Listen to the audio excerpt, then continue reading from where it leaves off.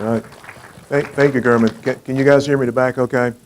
Yeah. All right. Yeah, so I'm a living testimony to the fact that if you stick around long enough, they'll let you do anything. So I've spent 30 years in North Carolina's public mental health system, worked in academia, and with Community Care in North Carolina, that's the clinical implementation arm of North Carolina Medicaid. So I was with the behavioral health team there.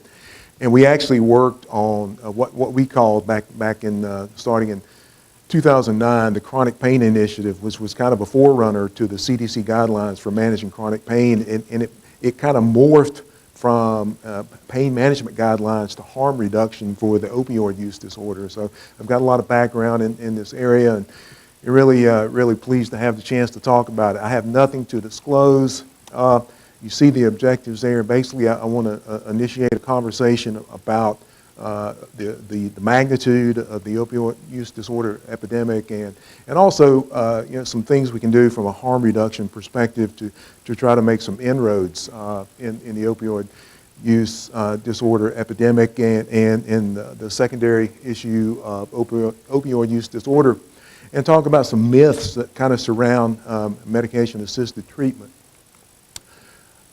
This is just some background information. Let me step over here so I can see what I'm saying. Yeah, I mean, we know that in the late 1980s, when I came in practice in like 1982, and early in my career, there was this kind of syndrome where even in patients who were terminally ill and with cancer, there was a reluctance on behalf of physicians to use opioids because they were concerned that they would become addicted. I mean, that's how far we've moved in the other direction.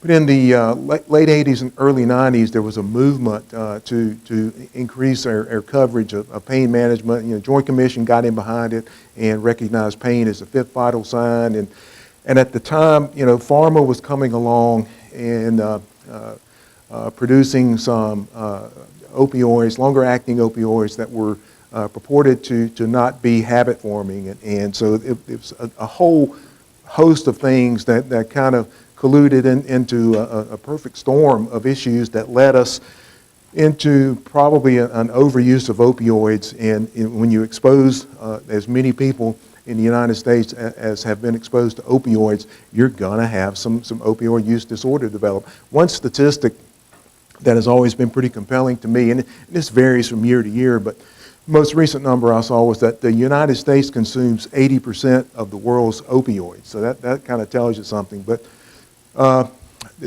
couple of quotes here, one quote and a statement from President Trump, who after some foot dragging, he declared the opioid epidemic to be a public health emergency, and there's been a lot of funding that's kind of trailed along subsequent to that.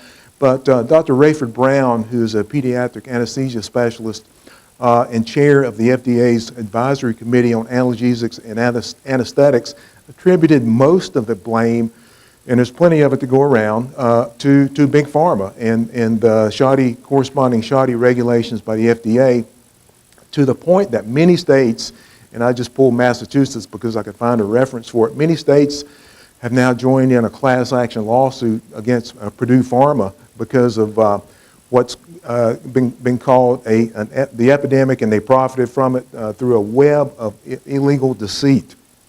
In the United States every day we're losing somewhere in the neighborhood, and this figure varies again from year to year, of around 145 people a day to unintentional opioid overdose deaths. And of course there's a huge economic burden, and I'm going to go through some shock and awe statistics just to impress upon you the magnitude of the hole that we've dug for ourselves.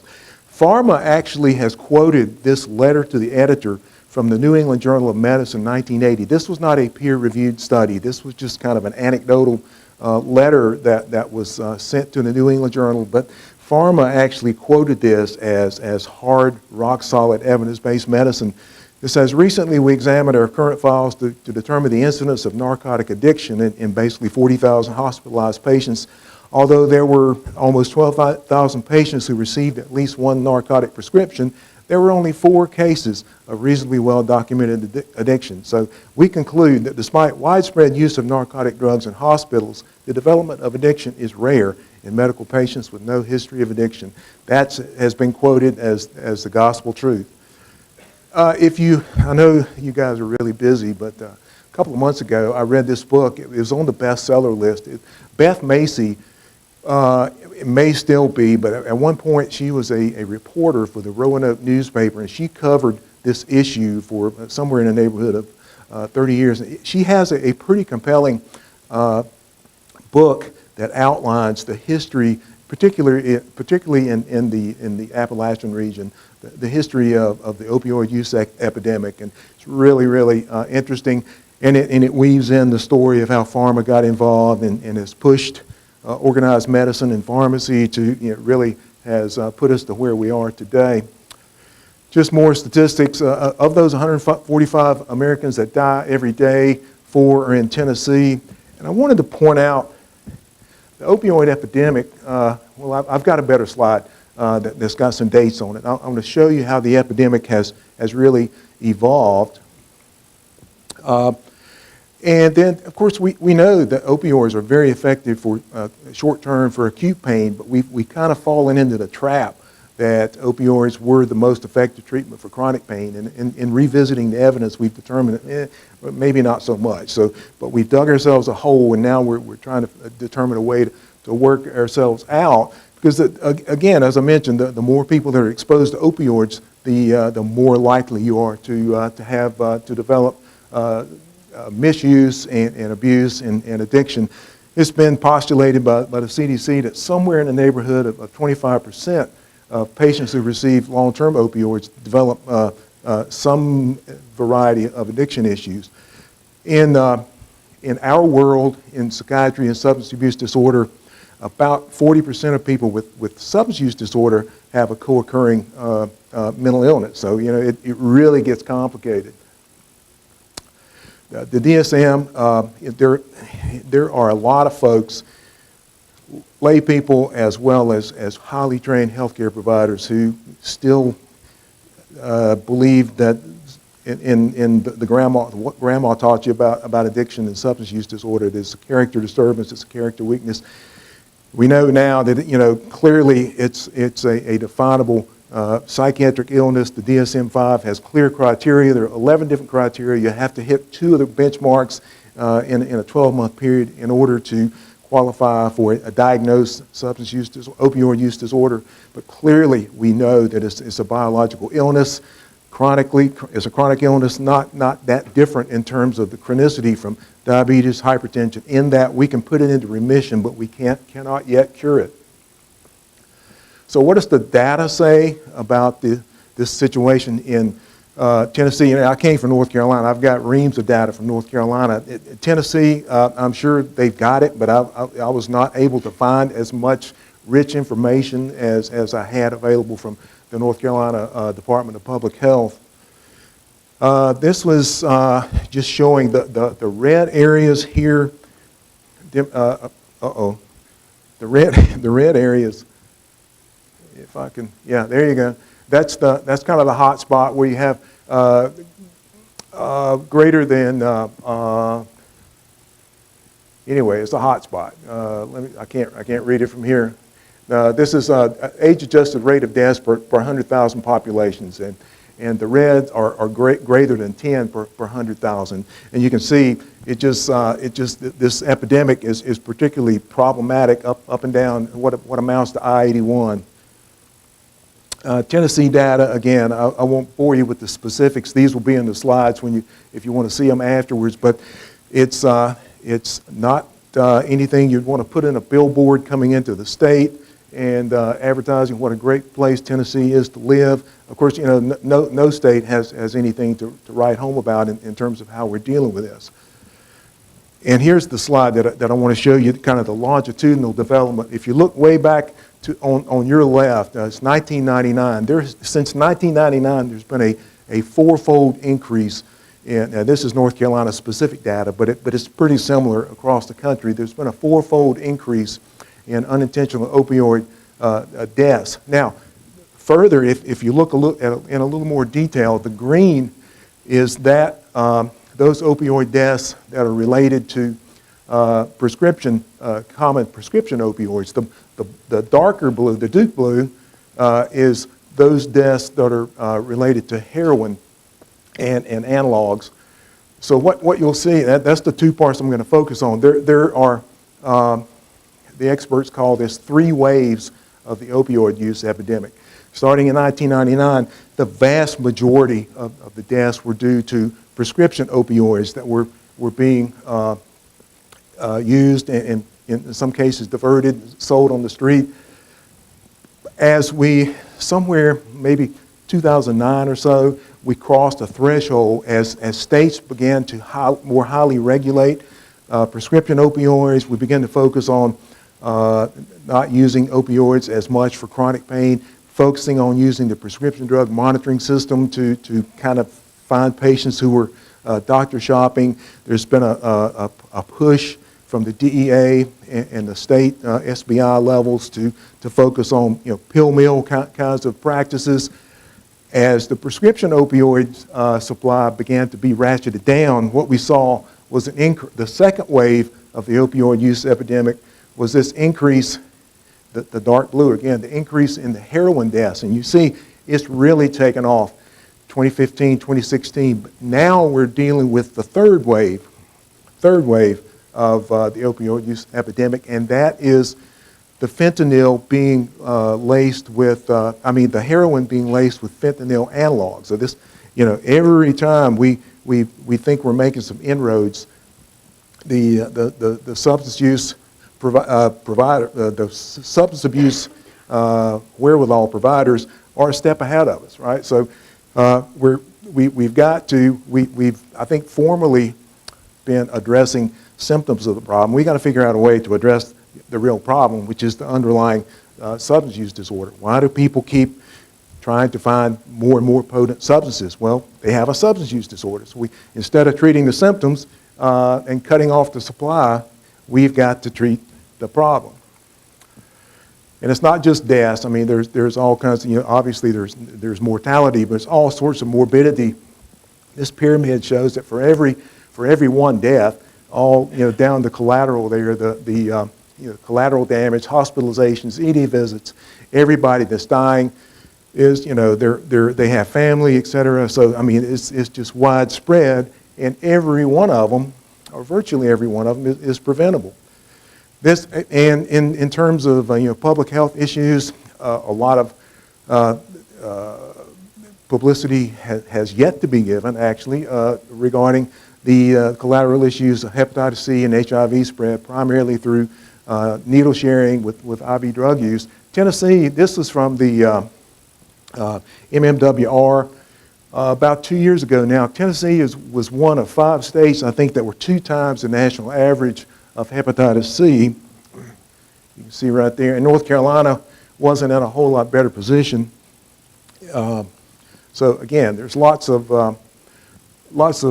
physical illness that's associated with it. This slide talks about the transmission of HIV. Tennessee is 16th nationally in HIV cases. And again, if you look at this area here, it's related to that component that is felt to be related to IV drug use. Endocarditis and sepsis, again, using and sharing dirty needles. Somebody is paying not only a physical cost, but somebody is paying for the hospitalization of these individuals. And it's just really, if you remember back the cascade of heroin use, there it is. These graphs pretty well mimic the increased use of IV heroin. I think one of the last ones I have, statistically significant drug overdose death increase from 2016 to 2017. And again, the red states are the hot spots, and the whole eastern seaboard is just covered. So again, despite everything we're doing to try to address the supply, the problem continues to increase. Top 50, I'll throw this out there just for argument's sake, I guess. This is the top 15 medications involved in overdose death, and you'll see the things you would expect to see: opioids and benzodiazepines.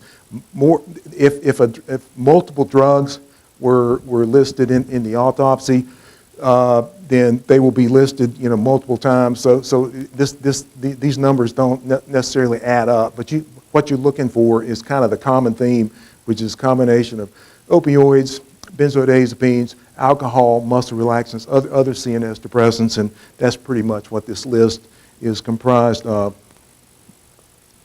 Yeah, and I'm just beating this theme to death. As the government regulations have increased, the shift is occurring to more IV drug use with heroin and other fentanyl analogs.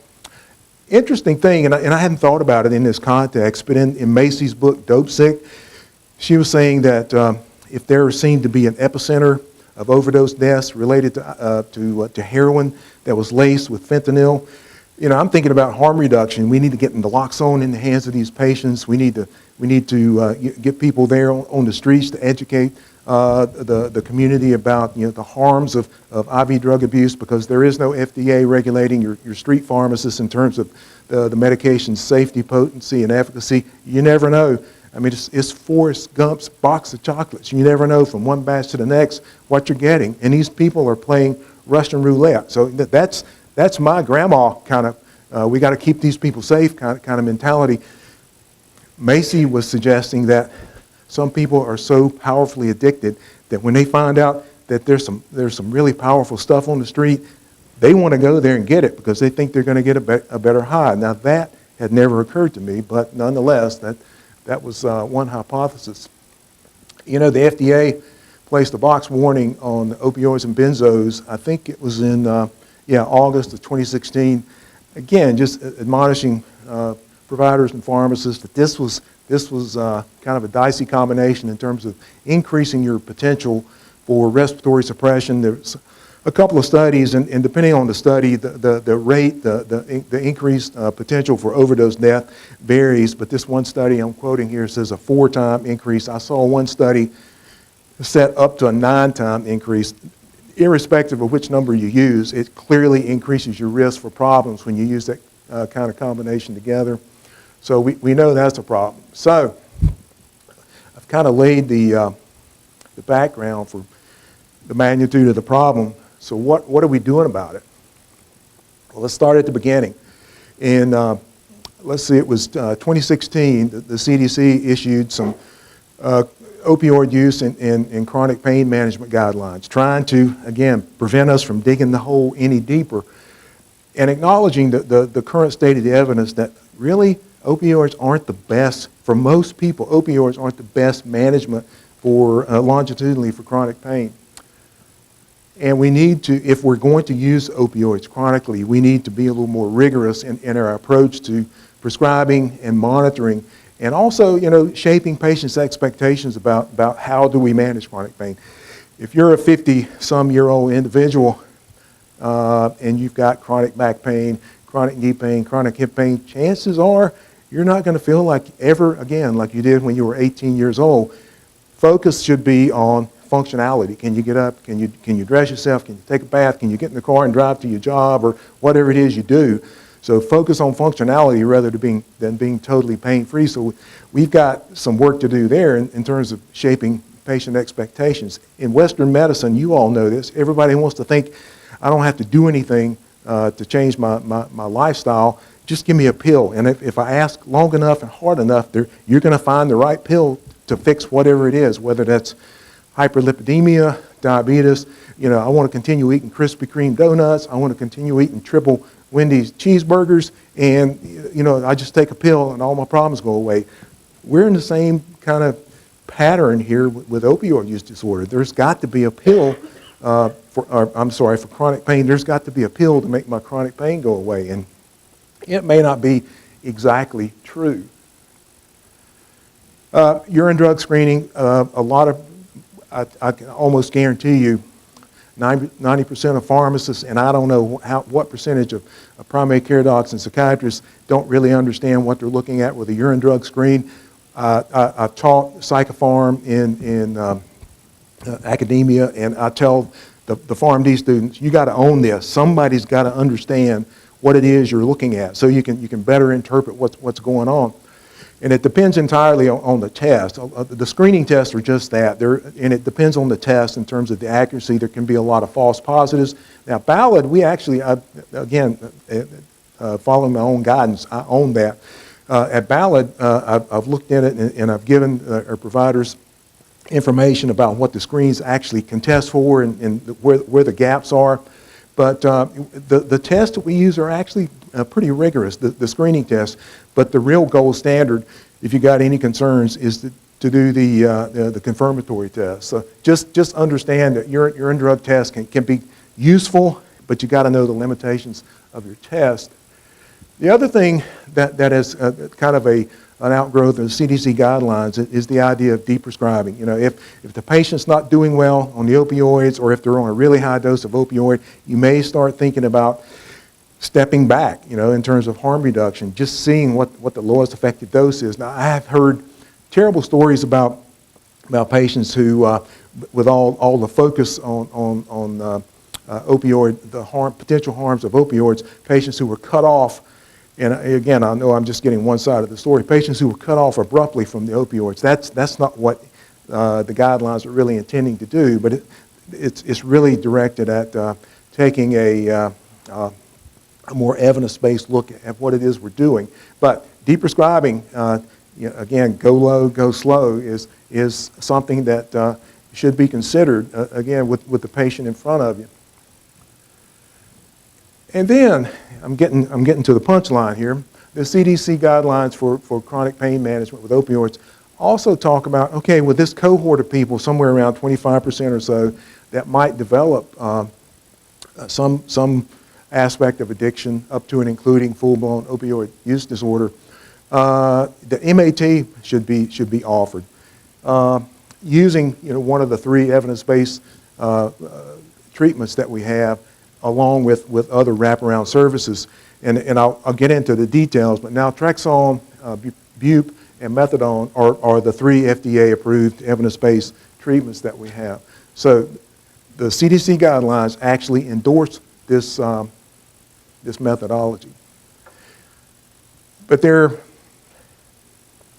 coming over from North Carolina, and nobody cares how we did it up north, right? But coming over from North Carolina, I was surprised, let's say, by the strength of the bias. Now, everywhere you go, there's still bias around mental illness, but there's a particularly problematic bias around substance use disorder, again, in my walking around impression. But it seems to be stronger here regarding the use of, first of all, of addiction as a biological disease, and then the treatment of this biological disease with MAT. So I'm going to run through 5, and I'm sure there are 50 more, of the myths that I've ran into. And we will take these one at a time, and I'll talk about what the evidence says, what the myth is, and what the evidence says about the myth. But stigma, this was an opinion piece. This guy named Gustin, it was in a journal that I'd never heard of before, but the guy's message was clear and it was sound. This journal was the Journal of Reward Deficiency Syndrome. Has anybody ever heard of that? It's listed in PubMed. That's all I can tell you. But what it was an opinion piece, and the title was "Individualizing Opioid Use Treatment: It's Time to Embrace a Chronic Disease Model." And he addressed all of these myths and more, but it's a really good comparison of our treatment of opioid use disorder, comparing it to the chronic disease model. Again, things like diabetes, hypertension, congestive heart failure. So, myth number 1, MAT simply replaces one addiction with the other. We're using an opioid or some other substance to replace the heroin, the oxy, whatever it is, right? And there's a kernel of truth there. We are replacing one drug with another. The object, though, well, first of all, keep in mind that MAT is not a single button solution. remember the acronym is medication-assisted treatment. It's not medication-only treatment. It's MAT, not MOT. So you need, in addition to the pharmacotherapy, you need wraparound services, psychotherapy, peer support, whatever the patient needs to get well, get in recovery, and stay well. That's what you need, okay? So what MAT does is gets people into a program and off the heroin. Remember that I told you about the Forrest Gump or the Russian roulette model of using heroin off the street? You never know from one batch to the other what you're getting.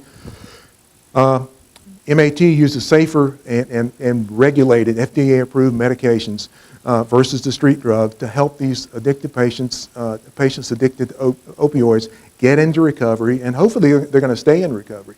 For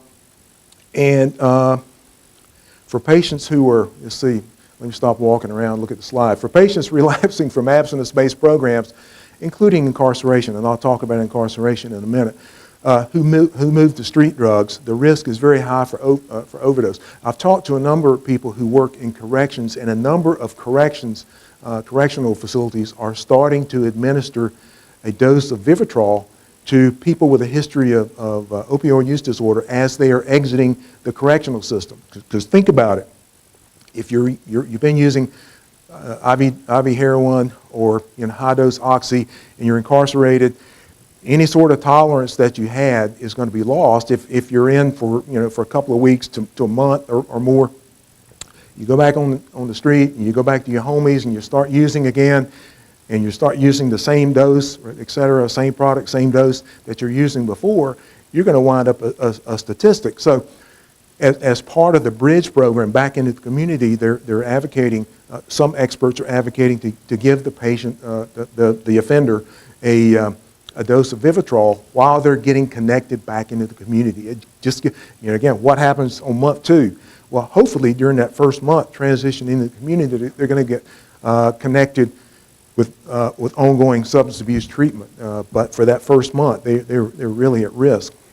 Because government agencies, they move at the speed of government. So it takes a while to get people connected during that transition. But there's clear evidence to show that, I'm on bullet number 3 now, that patients in MAT programs are much healthier, happier, less involved in criminal activity, and the infectious disease, HIV, Hep C, endocarditis, et cetera, are minimized. Are they totally gone? No. People relapse. It's a long and winding road from substance use disorder identification into treatment, into recovery. There may be multiple relapses. But so when a patient comes, if you're as a primary care provider, a patient comes in your office and you're treating them for diabetes, and their hemoglobin A1C is in double digits. Do you fire the patient and tell them never to come back? No, that's a teaching opportunity, right? You can't depend on the insulin alone to do the job. You got to get some moderate exercise, 30 minutes, 3 times a week. You got to give up the donuts. I had one primary care colleague that told me one time, she was really a firebrand. I love working with her. She said, if I could do 2 things to improve the care of my patients who have diabetes and hypertension, I would do it. And of course I bit. I said, what would that do? She said, I would close down Bojangles and I would close down all the donut shops, right? So, again, you just, if we shift our thinking to opioid use disorder and into a more of a chronic disease model, we know there are going to be ups and downs. So just be prepared for it.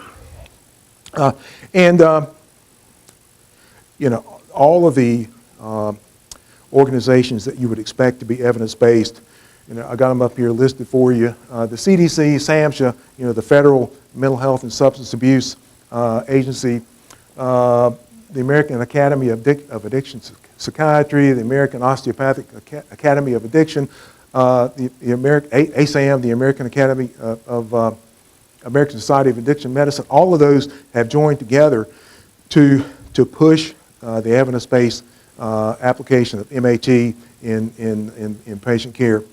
But as I said, it's MAT, not MOT, and the clinics, the office-based clinics that are prescribing Suboxone alone those patients are doomed to fail in large measure. You've got to have those intensive supports, because I think the pharmacotherapy, and most of the experts will agree, the pharmacotherapy just gives you an opportunity physiologically for the other supports to start working, because those are the things that are going to carry you through long term.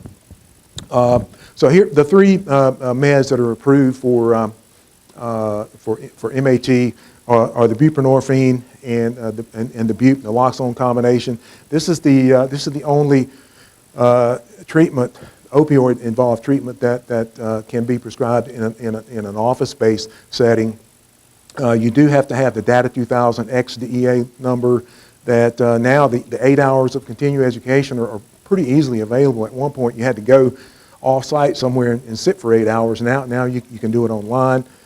Methadone is still the gold standard. It's been around since the 60s. It's been around longer than I have, right? So it was developed in the 60s and it's still the gold standard. However, methadone has to be delivered in a federally regulated opioid treatment program, otherwise known as OTP.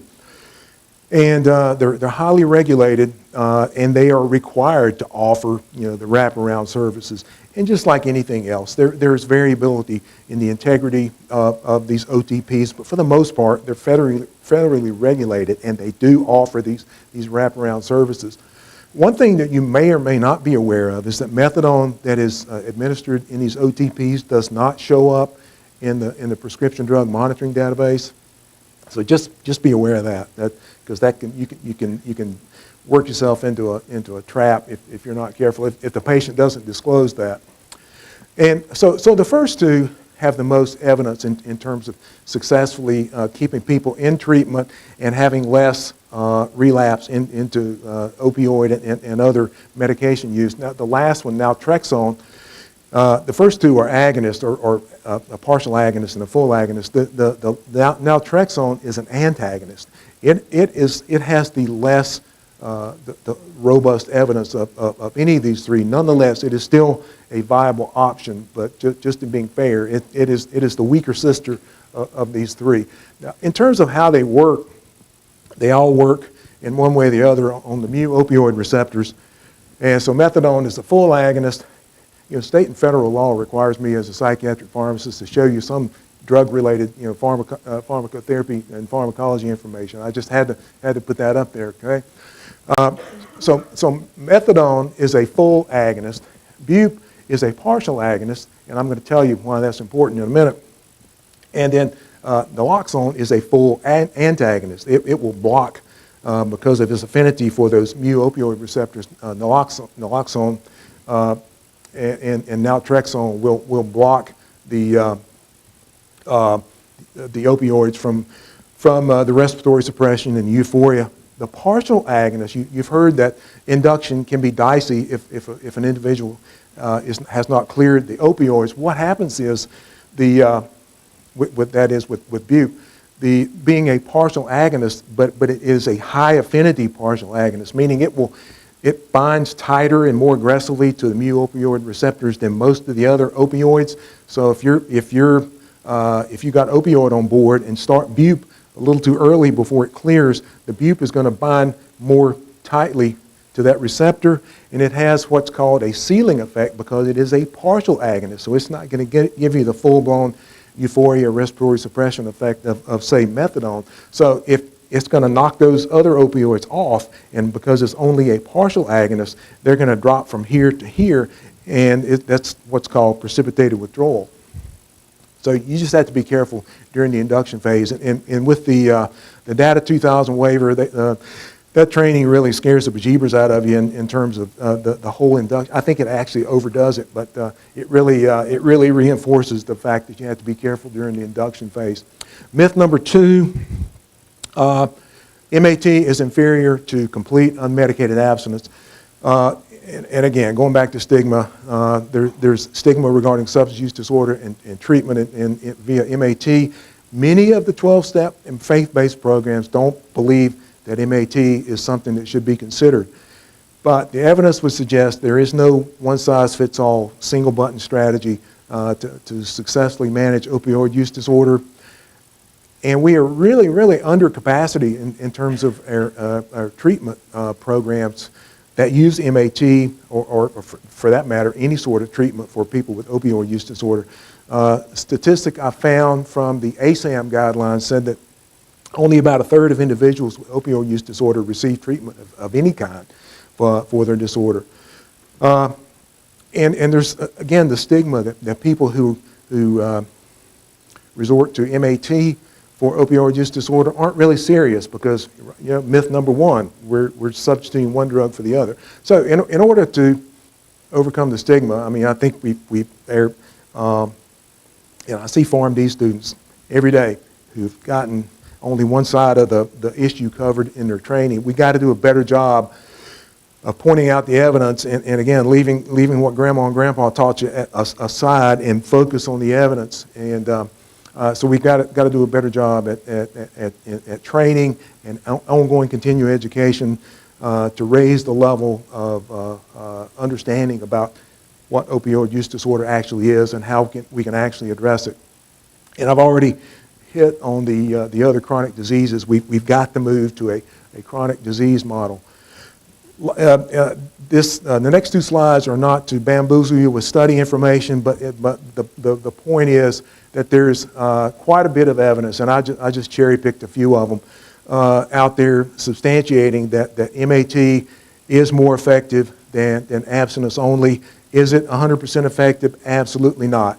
But neither is diabetes treatment, neither is hypertension treatment. Sometimes it takes multiple attempts to get it right. This next one was a huge Cochrane review of somewhere around 5,500 individuals in 31 different trials, again, showing that bupamethadone, if you use the right dose and you select the patient and have the wraparound services, it can lead to long-term improvements in how long the patient stays in treatment and how long they stay free of other opioids and benzos being used. So here's another thing, and this has been a transition in the last, 5 years or so. I mentioned in an earlier slide using urine drug screening just as a way of seeing, how your patient's doing in terms of staying within between the white lines of treatment. At one point, it was kind of an expectation that you might give them one chance, and if they came back with a urine that had some suspect results, you would first of all have a teaching moment, but the second offense, you could fire them. And I think probably subsequent to the box warning that the FDA placed on opioids and benzos being co-prescribed, the FDA sent out a kind of a strongly worded suggestion that you not fire patients from your practice if the urine drug screen wasn't what you intended, and that has been endorsed by ASAM and a number of other different organizations. The idea being, going back to the chronic disease model, if we keep them somewhat engaged in treatment, they're going to be, on the whole, they're going to be safer, they're going to be less prone to these negative consequences. They're probably going to stay alive longer. Again, if the patient is not at all engaged in treatment and they're just using you as a source for buprenorphine, let's say, I mean that's a case-by-case situation. But the general guideline is you don't use the urine drug screen results as a stick to beat the patient with. As I said earlier, recovery is a long and winding road. MAT is not a panacea. Certainly, abstinence only is not either. The 90-day relapse rate for people in abstinence-only programs approaches 90%. So it's just not going to work for everybody. And you can see the parallels. Abstinence works for a small group of people. Diet and exercise works for a small group of people with diabetes, but it doesn't work for the lion's share of the population. But all of the treatment guidelines, and we saw this in North Carolina and when we rolled out this chronic pain and opioid harm reduction model, shared decision making, getting the community involved, and having them understand that this is a disease, and to help bring about the supports that are gonna have an environment where recovery is actually supported is really important to long-term success. And another thing I found in the book Dope Sick kind of touched on this a little bit too. Back in the 80s, there was a kind of a cocaine and heroin use epidemic, and then heroin kind of dovetailed. We didn't see heroin. We thought heroin abuse had kind of gone away. But that heroin abuse back in that era was primarily compartmentalized to certain segments of the population. Now, with this opioid use disorder epidemic, is kind of a pandemic. It's affecting me. It's affecting my neighbors. It's affecting everybody. It does not discriminate based on age, race, sex, socioeconomic status. So, it's this epidemic and the associated problems.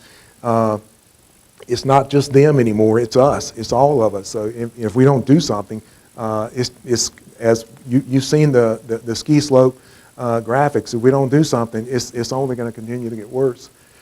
But it all comes down to, at some level, how engaged is the patient, because this is a long and winding road, and it may take multiple attempts to get it right. And if you've seen, in primary care, even tobacco cessation, it might take multiple attempts to get in recovery and stay there, but that doesn't mean we need to stop. I think I got two more myths, and then we'll take some questions.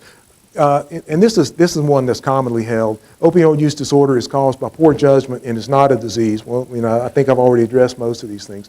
It might, in fact, start as a poor decision.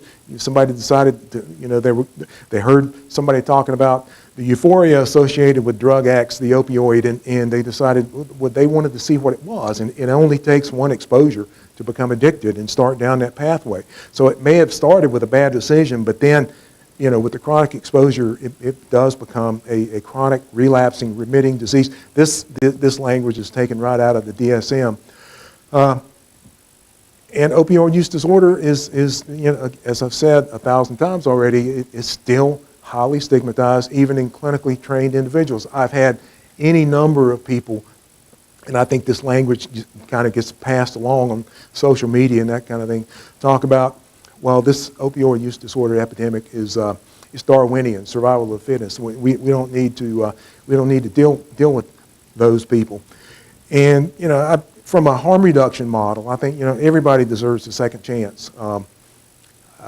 Maybe I'm foolish, maybe I'm a flaming liberal, but I'm fully engaged in the harm reduction model.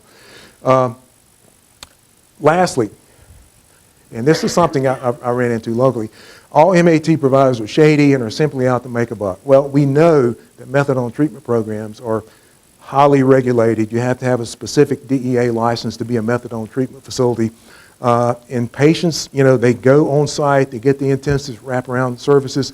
They initially get daily direct observed administration of the methadone. Only after time and when they've kind of proven themselves do they earn the right to get take-home doses. Right? So maybe there's a shady program somewhere.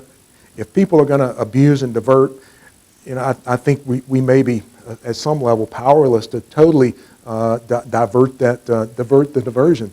And while abuse prescribing is less highly regulated, not everybody can prescribe it. You have to go through the Data 2000 training. As I mentioned, prescribers are encouraged, but I mean there's no absolute requirement that the wraparound services that are required in the OTPs happen with the bupe prescribing or the OBOTs, the office-based opioid clinics.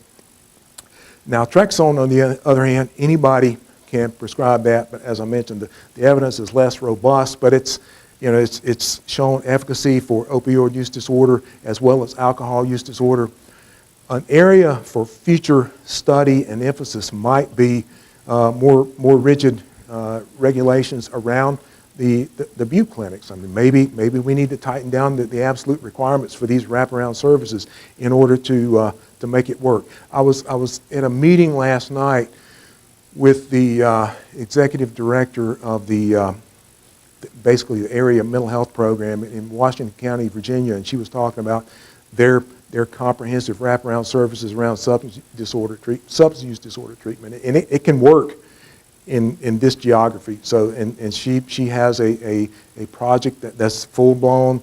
I mean, it's small scale, but they have shown, the data has shown that it can work. They've had people in recovery now for up to 18 months, and that's not because the patients are relapsing after 18 months. That's because the project's only just a little more than 18 months old. So it can work. There are models out there. We just need to follow them. So in conclusion, and I'll take questions. I've always heard this quote, insanity is doing the same thing over and over again and expecting different results.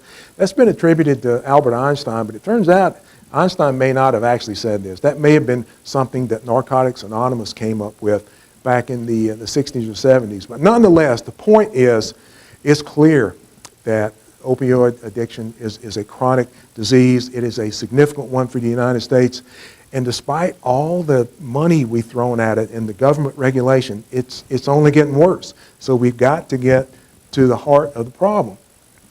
My boss in North Carolina, Mike Lancaster, if anybody knows Mike, he was at one point the chief medical officer for the Division of Mental Health in North Carolina. He and I decided that if this were an easy problem, it would have already been fixed. And it has so many different layers. And we're going to have to peel them back one by one to get to the heart of the program. So the CDC opioid prescribing guidelines is one aspect. The harm reduction is one aspect. But the MAT and identifying patients and getting them into treatment and keeping them well is another aspect. And I'm sure there are hundreds of other angles.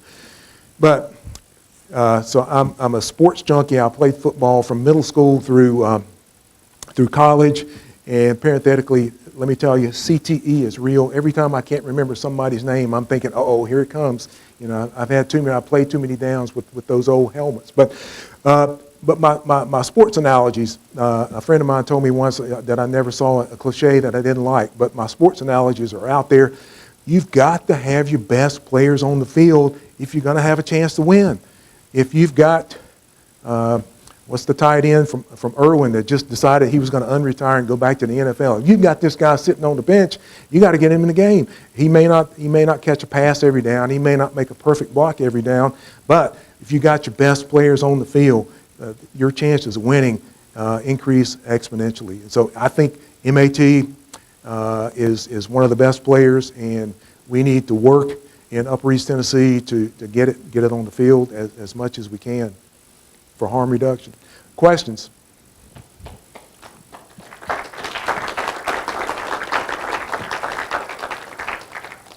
I know it may not be clear which side of this argument I fall on, but if anybody wants to argue on the other side, I mean, please do so.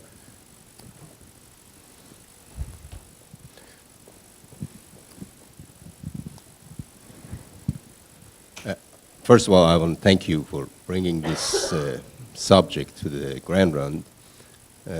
Those myths exist, and it's really stopping lots of people to get to treatment because of that. Not long ago, CDC decided that the buprenorphine has a morphine equivalent of the 30. And that's another thing that I see sometimes the providers are going to make a calculation, simple calculation of the 120 milligram of the morphine that the patient was taking now could be covered with the buprenorphine 4 milligram, which is not going to work for the patient. Have you seen anything like this in those research that you have done? No, I mean, what I still see is kind of the effective dose of bupe is going to be somewhere between 16 and 24 milligrams per day because, well, I don't have the slide up, but because of that ceiling effect, I mean, you can take more and more, but you're only going to get, because it's a partial agonist, you're only going to reach a threshold, and you're not going to get a whole lot of extra adverse effects the way I read it. But, you know, a lot of and this is one of the issues that are raised from some of the less than optimal bupe clinics, is that the prescribers are prescribing, like up to 32 milligrams a day, and the patient takes 16 and sells 16. But that's another issue. But again, kind of the target dose is somewhere between 12 to 16 milligrams per day. And that's another thing that I wanted, pointed out, is that there's a myth about this, morphine equivalency among the professional that they are prescribing, and they are not using the right dose, and they are going with the, putting patient on a lower dose that it will increase the risk of. If you're not at the right dose, you're going to set the patient up for failure, because they're still going to have cravings, and they're going to seek other sources of reward. Yeah. Thank you.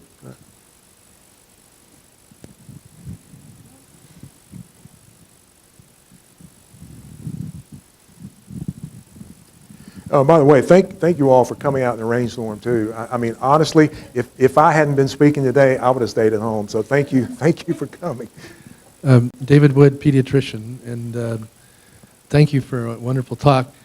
You mentioned later in the slides maybe one of the interventions could, and I understand this is like a balloon where you squish it at one part, another part can expand.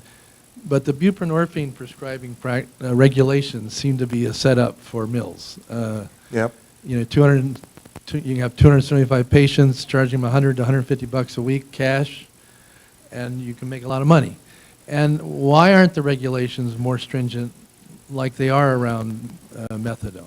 Yeah, and I can't tell you, but I think in their earnest rush to do something, I think it just came out, and it's the Wild West, and clearly that's an area that needs more focus. Because when we look at the neonatal abstinence syndrome in this area, almost all of them are buprenorphine related. It's, whether it's prescribed or illicit. While there are some other opioids that are causing that, or even benzodiazepines, but it is buprenorphine is a major offender right now. Yeah. Oh yeah, an interesting kernel, or at least an opinion that I uncovered as I was putting this stuff together, is we have not, in this particular area of Tennessee, we have not been as hard hit with the heroin and heroin and fentanyl analog concoctions in terms of overdose deaths as some other areas of the country, and it's highly regionalized. But the person who was telling me, was sharing this data with me, said that the hypothesis was, because, and this is the glass half full kind of thing, because there was such wide availability of Suboxone that people didn't have to use heroin, because they could get Suboxone readily and in a cost-effective way. Yeah. Yes, sir. You listed all the benefits of MAT, and they're numerous, but I just wanted to emphasize that we have good data now that MAT reduces mortality by 50%. And I have a hard time thinking of any medication I've ever prescribed that reduces mortality by that much. Aspirin for an acute MI reduces mortality by 23%. Right. So with that piece of information, I find it very few situations where it makes sense to refuse MAT to a patient. 50% reduction in mortality is huge. That's pretty compelling. Yeah. But I think that reduction in mortality is because the consequences are so problematic. Again, Hep C, HIV, endocarditis, sepsis. I just want to underscore the situation of using MAT during pregnancy, because it's such a special circumstance, and mothers may be highly motivated in a way that they might not be at other times of their life to be able to tolerate abstinence.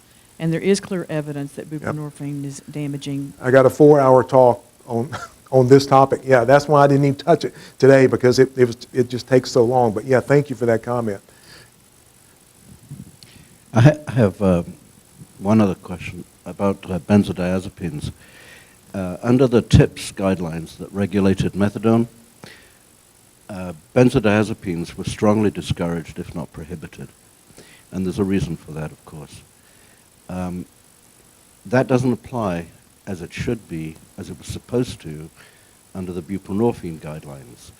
And even though they are strongly discouraged, I don't know any buprenorphine patients that are not on Klonopin I or know. alprazolam. And this, which would be called boosting if it was methadone, that's methadone patients will buy benzos on the street Yep. in order to enjoy the subjective Right. interaction. Yep. But now they're getting it from the same practitioner. Yeah.